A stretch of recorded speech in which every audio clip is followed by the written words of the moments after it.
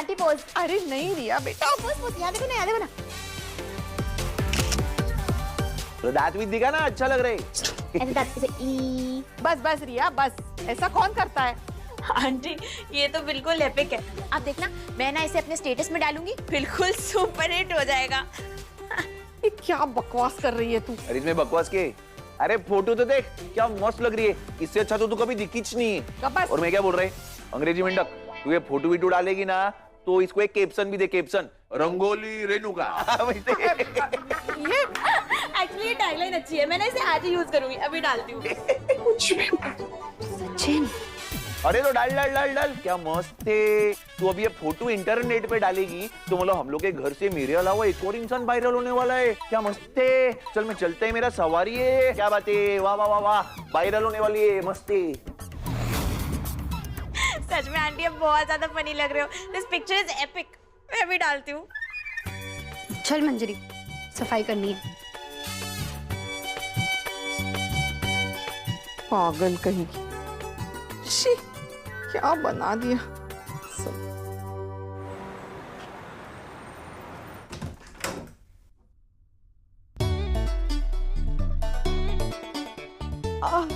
एक तो कमर दर्द, ऊपर से सर भी दर्द हो रहा है। ये काम वाली और फूल वाली ना, पता नहीं और क्या क्या गुल खिलाने वाली है। काकू, आप फ्रेशन अप हो गए? और नहीं तो क्या करती रोशनी, पूरा दिन भूतनी बन के रह जाती। मैं समझ सकती हूँ। वैसे काकू, मैं आपको कुछ बताने आई थी, पर आपका मूड तो पहले से ही खराब है। ऐसे में अगर ये बात मैं आपको बताऊंगी तो आपका मूड और खराब हो जाएगा। मैं चलती हूँ। ए रुक रुक रुक, बता दे, जो बात करने आई थी वो साफ साफ बता दे। आपको पता भी है रिया ने क्या किया है? अब क्या किया है उस पागल लड़की ने? कैसे बताऊँ आपको? मैं ना आपको बता भी नहीं सकती काकू। रुकिए, आपको दिखाती हूँ। ये देखिए। ये कौन है? क्या ये नजर बट्टू कौन है? उसकी फोटो क्यों दिखा रही हो? काकू, ये नया नजर बट्टू नहीं है, आप है। काकू, पिक्चर के साथ साथ रिया ने कैप्शन में भी कुछ लिखा है, देखिए। Hashtag rangoli Renuka, hashtag my aunty, hashtag rangoli day, hashtag नजर बट्टू ऑफ द डे। अरे देवा, इस पागल लड़की ने सही में मेरी फोटो स्टेटस पे डाल दी। मुझे लगा मजाक कर रही है। मजाक नहीं कर रही है काकू, सच में उसने अपलोड कर दी है फोटो। और तो और कैप्शन में उसने वही लिखा है जो सचिन ने उसे कहा था लिखने के लिए। काकू, अब तो आपकी फोटो सोशल मीडिया पे आ गई है। रिया को जो फॉलो करता है ना, सबने देख लिया होगा। पूछिए काकू, रिया के मॉम डैड ने भी आपकी ये नजर बट्टू वाली फोटो देखी होगी। काकू, रिया के फैमिली वालों के सामने आपकी इज्जत का तो कचरा हो गया। हाँ रोशनी, मैं तो समझती थी अमीर घर की लड़की है, बच्ची है, उससे थोड़ा एडजस्ट करूंगी तो संभल जाएगी। पर मैं जिसे बच्चा समझती थी वो तो सबकी अम्मा निकली। साइली के साथ मिलके वो एक मौका नहीं छोड़ती मेरी बेइज्जती करने का। काकू, हो सकता है रिया सिर्फ एक जरिया हो, पर ये सबके पीछे दिमाग किसी और का हो। हाँ हाँ, बिल्कुल सही कह रही है तू रोशनी। मुझे पता है इस सब के पीछे वो फूल वाली का ही दिमाग है। उसे पता है ना, मैं रिया को ज्यादा कुछ नहीं कहूंगी, इसलिए वो रिया के आड़े सब कुछ करवाती है। लेकिन अब बहुत हो चुका, मैं भी दिखाती हूँ इन दोनों को सास कैसी होती है। को, अब आप क्या करेंगे? किसको मैसेज कर रही हो काकू? वक्त आने पर तुम्हें सब कुछ पता चल जाएगा रोशनी।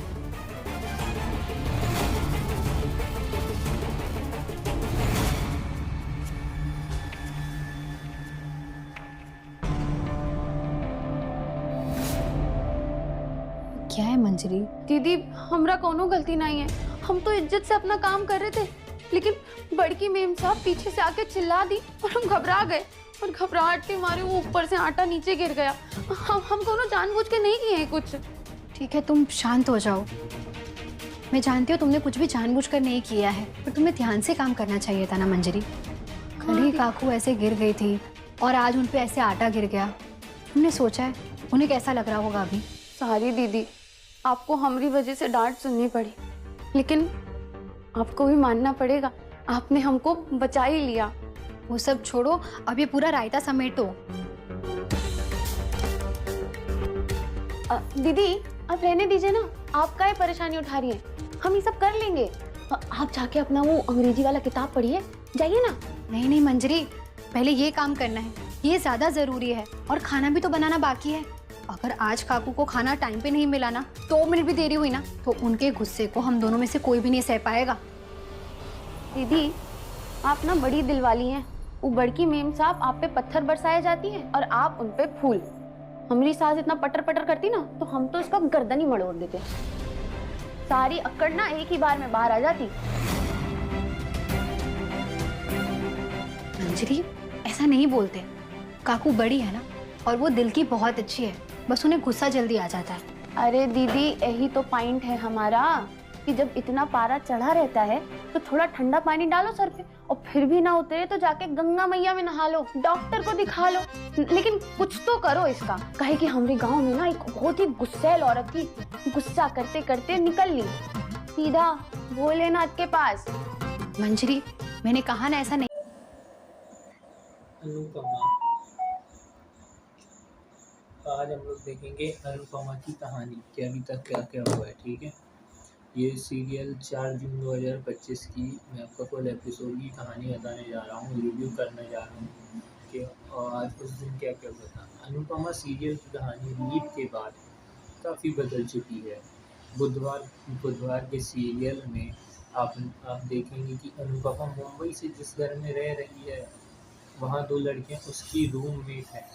अनुपमा मुंबई की भागदौड़ भरी ज़िंदगी में खुद को एडजस्ट करने की कोशिश कर रही है। उसके साथ जो 2 लड़कियाँ रहती हैं, उनमें से एक मराठी है और दूसरी पंजाबी। दोनों लड़कियों की सोच भी बिल्कुल अलग है। एक जहाँ सीधी सादी ज़िंदगी पसंद करती है, तो वहीं दूसरे को मॉडर्न ज़िंदगी पसंद है। भाई सबकी अपनी अपनी ख्वाहिशें हैं। एक जहाँ शादी को ज़िंदगी को बेहतर करने की जरिए मानती है, तो वहीं दूसरे को जन्म जन्म का बंधन लगता है। तो देख लीजिए इन लोग के क्या ही कहने हैं। आप लोग सब्सक्राइब कर लीजिए, कमेंट कर दीजिए, हम और एपिसोड्स की समरी रिव्यू आपको देते रहेंगे। अनुपमा इन दोनों लड़कियों के साथ यहाँ गुमसुम सी रहती है। कृष्ण कुंज में लीला और बाबूजी अभी भी उसी तरह रह रहे जैसे पहले रहा करते थे। फ़र्क बस इतना सा है कि लीला को अपने घर में प्रार्थना को भी झेलना पड़ता है। अंश जहाँ हर वक्त प्रार्थना को शर देता रहता है, वहीं प्रार्थना किसी तरह परिवार वालों के दिल में अपनी जगह बनाने की कोशिश करती रहती है। कोठारी मेंशन में भी बहुत कुछ बदल चुका है, और सबसे ज़्यादा राही के लिए यह बदलाव भारी पड़ा है। आर्यन की मौत के बाद जब माही अपनी सास के पसंदीदा बहू बन चुकी है, खयामती माही को बहुत पसंद करती है और राही से उतनी ही नफरत करती है। प्रेम अब पहले की तरह खुले आसमान में अपनी पत्नी के समर्थन नहीं करता। पराग कोठारी बहुत टूट चुका है और अब खुलेआम अपने हुक्म नहीं चलाता। गौतम और प्रेम के बीच पहले की तरह छोटी छोटी बातों पर नोकझोंक होती रहती है।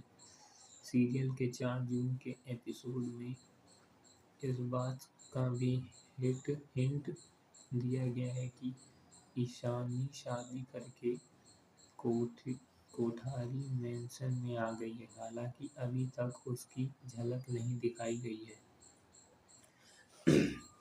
राही और अनुपमा को सताती एक दूसरे की याद। कोठारी मेंशन में वसुंधरा कोठारी और गौतम की जोड़ी पहले की तरह ही है। अनुपमा मुंबई में उस सीधी सादी लड़की के साथ काम कर जाता है। किचन में जब तक खाना बना रही होगी तो उसे वह राही को एक ही वक्त पर हिचकी आएगी। राही जब अपनी माँ के बारे में सोचेगी तो उसे हिचकी शांत हो जाएगी, और इस तरह अब जब अनुपमा अपनी बेटी